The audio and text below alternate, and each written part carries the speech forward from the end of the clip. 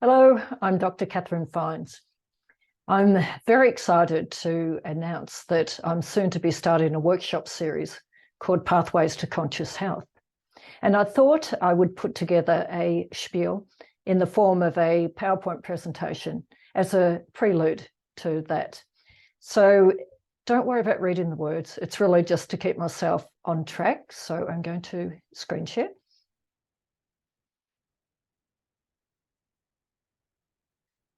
Okay, so pathways to conscious health. Now, before I launch into this, I just have a caveat. And this content is for educational and entertainment purposes only. I am not giving any specific medical advice.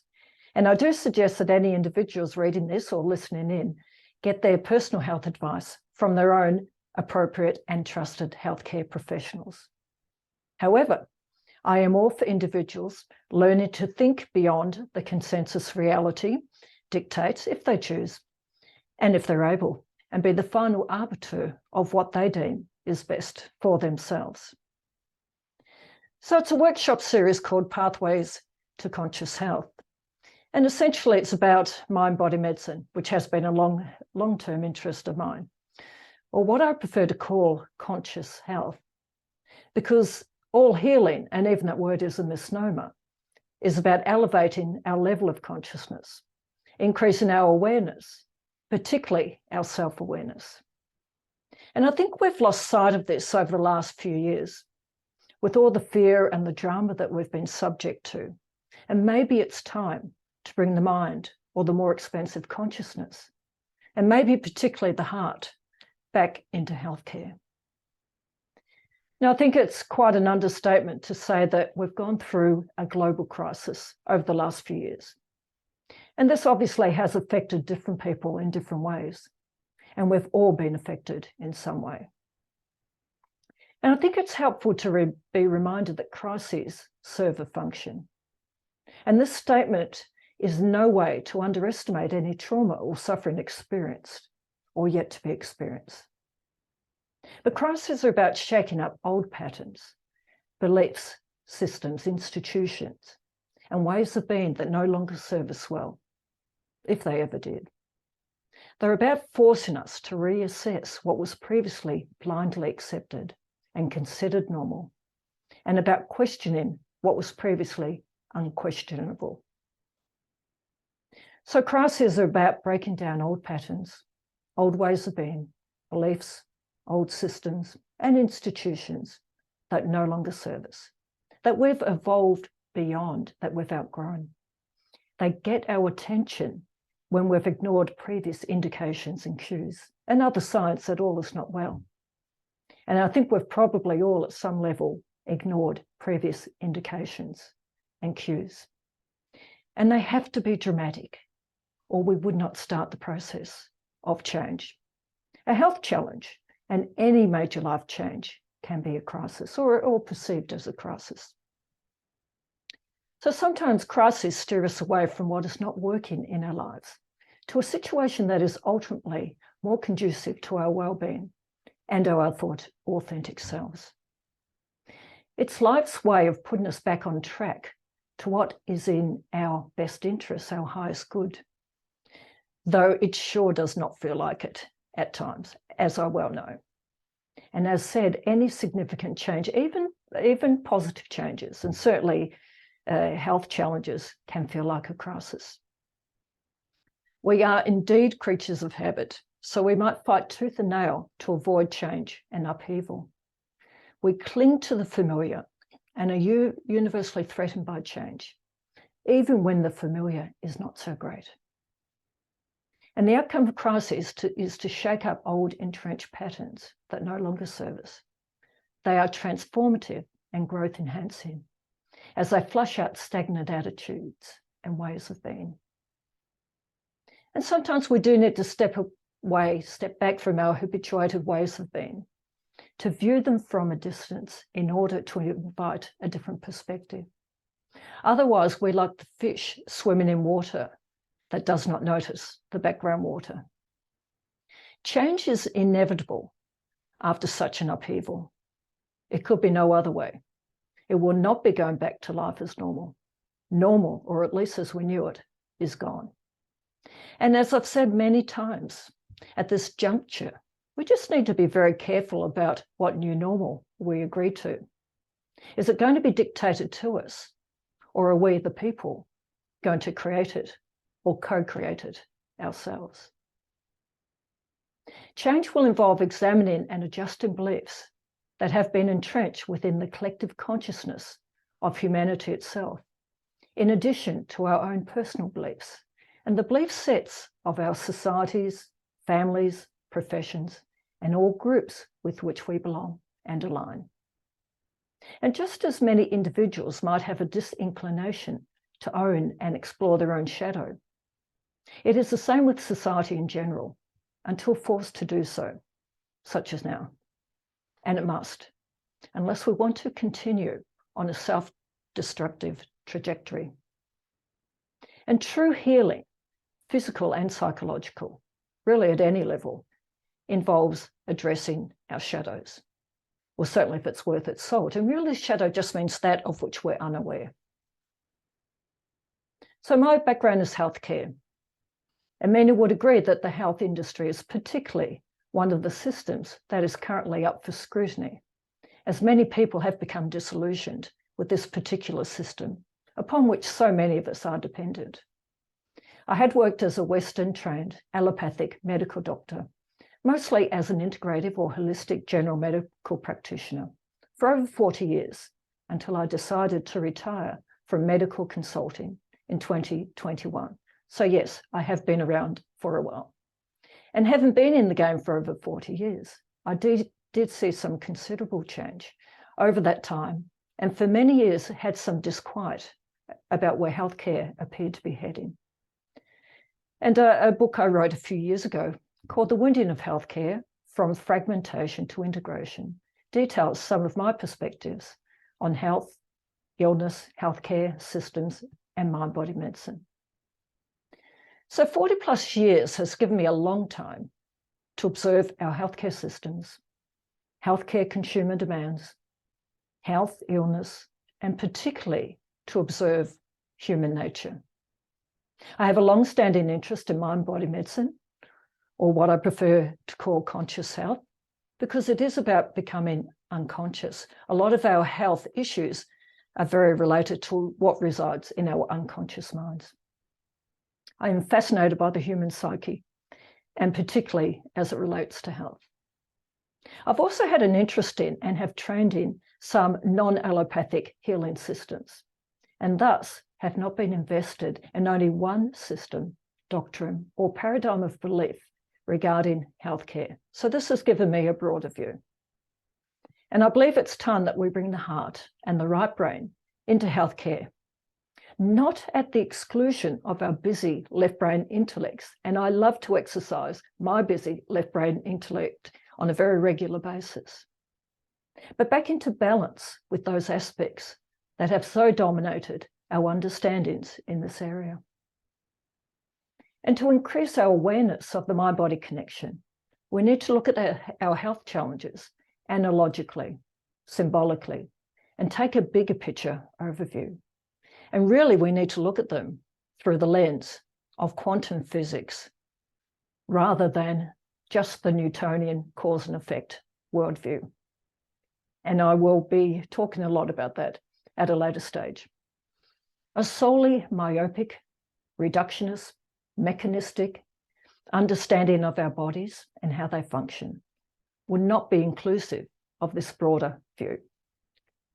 Ideally, we integrate both approaches where they both have their role, and good healthcare involves working from the outside in and the inside out.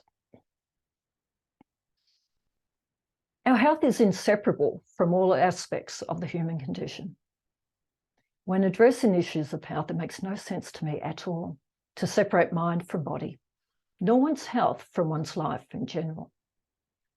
It is a common belief, however, that illnesses are like free-floating entities that land upon an individual, or just due to genetics or external environmental factors, having little relationship to the essence of the individual and the life they have experienced.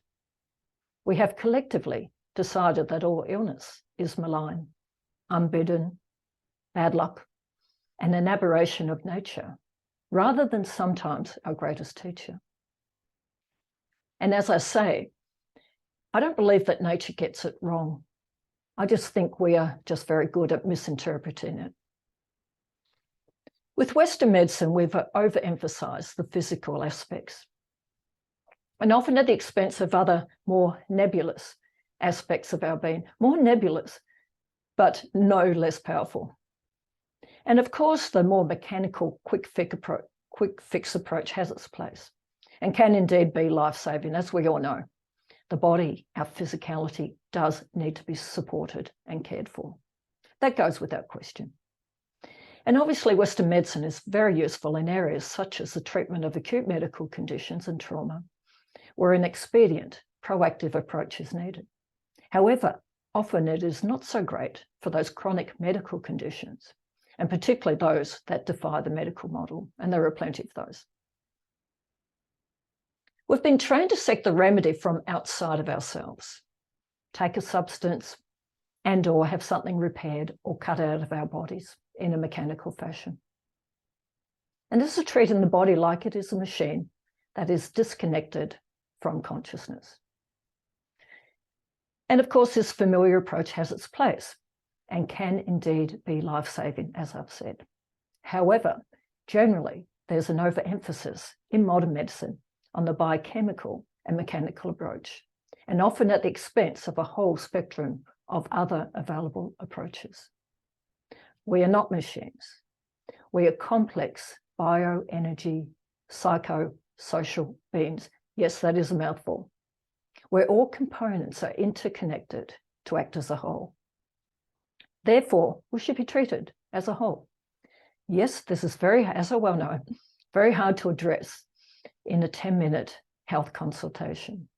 And that is why often just the surface symptoms are skimmed off and addressed in that sort of production line healthcare setup, by design, I suspect. We've so underestimated the power of the mind, positive and negative, regarding our health. Modern medicine gives little credence to the power of the mind over our bodies, almost as if it's irrelevant. Thus, the continuous pursuit for the external factor, the latest miracle cure, the magic bullet, the external locus of control approach, which supports the problem reaction solution model on which much modern healthcare is based. So problem, you have a problem or you'll get a problem. Reaction, fear, terror. Solution, here, take this or preferably buy this to get over your problem. Quite simple, really. The oft-mentioned holistic healthcare simply refers to addressing all aspects of mind, body, and spirit as an interdependent, unified whole, rather than segregated parts when addressing issues of health, or when addressing any issues, actually. Health is not separate from any other aspect of our lives and not related solely to the physical aspects of our being. And I'm of the opinion that the various healthcare healing systems have different merits in different areas. No one system owns healthcare, nor has all the answers, nor should be cast as the final arbiter of what health and healthcare actually means. I uphold the sound medical principles of prevention is better than cure and first do no harm. I'm all for healthy lifestyle principles such as regular exercise and healthy diet, though the emphasis of my work will not be on that. And there are plenty of good practitioners who cover these areas very well. I will focus on the relationship between mind, including our stresses, our traumas, our beliefs, emotions, attitudes, our life experience, and physical health. I am particularly interested in the effects of unresolved, particularly childhood adverse experiences and trauma on adult health. And I have trained in a form of trauma therapy.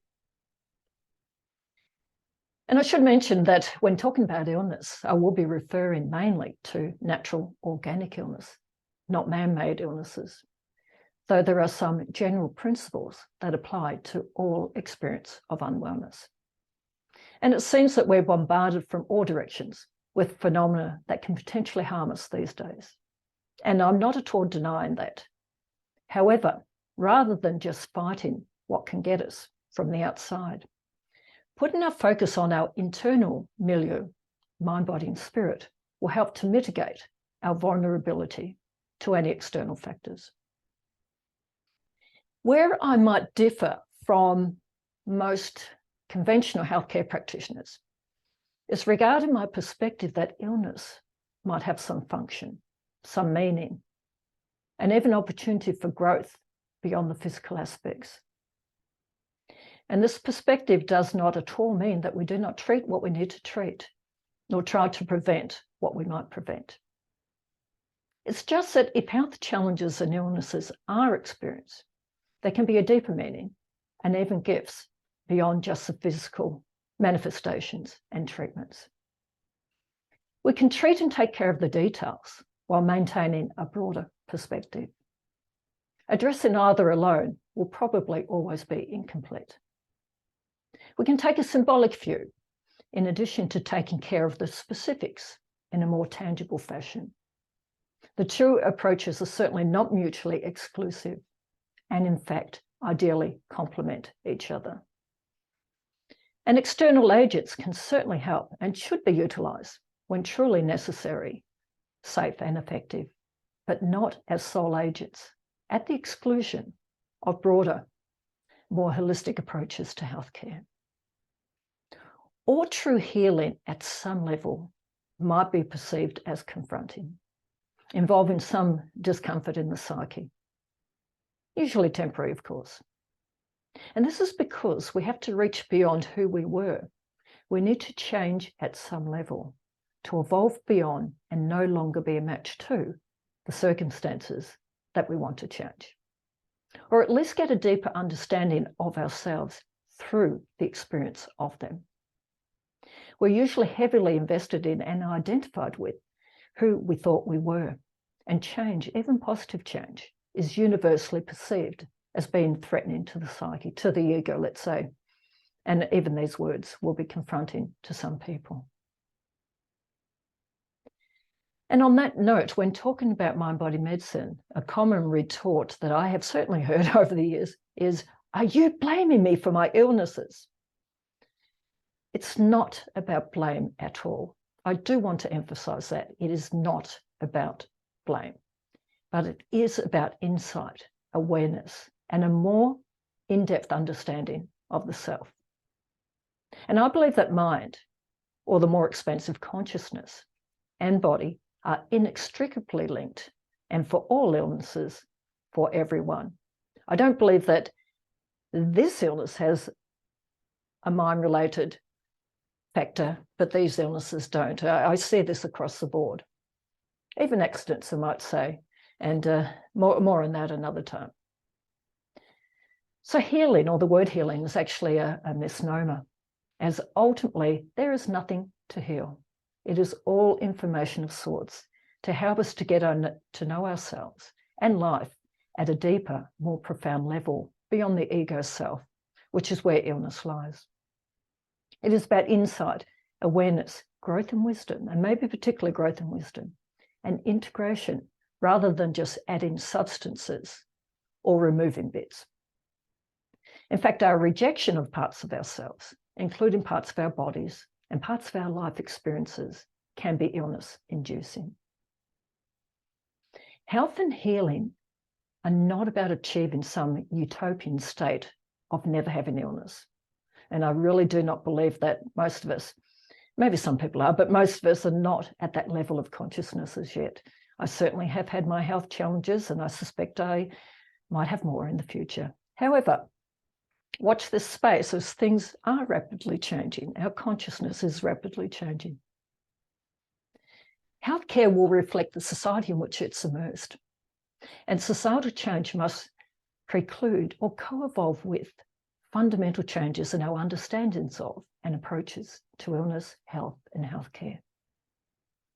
And I do not believe that any one group, institution, body of thought, or paradigm of health owns health or healthcare, nor should be the final arbiter of what health actually means. I would have thought that's a very personal thing.